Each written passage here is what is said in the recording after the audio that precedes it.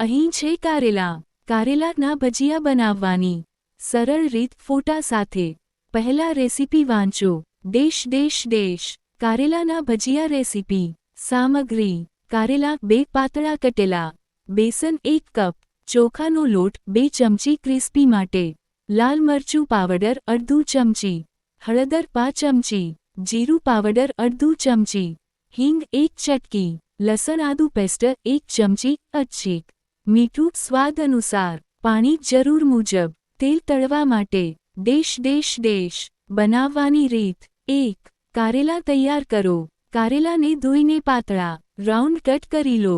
જરૂર જણાય તો થોડું મીઠું લગાડી 10 થી 15 મિનિટ રાખી નમકીન પાણી કાઢી લો કમ તીખા માટે. 2. બેટર બનાવો. બેસન, ચોખાનો લોટ, મરચું પાવડર, હળદર, હિંગ, લસણ આદુ પેસ્ટ અને મીઠું મિક્સ કરો. થોડું પાણી ઉમેરી મીડિયમ ગાઢ બેટર બનાવો. 3. કારેલા ભીંજવો. કટેલા કારેલા બેટરમાં બરાબર મિક્સ કરો. 4. તળવા માટે. કડાઈમાં તેલ ગરમ કરો. એક કરીને કારેલાના ટુકડા તળવા નાખો અને મીડિયમ આંચે ક્રિસ્પી અને ગોલ્ડન બ્રાઉન થાય ત્યાં સુધી તળો. 5. સર્વ કરો. ગરમ કારેલાના ભજીયા ચટણી અથવા ચા સાથે સર્વ કરો.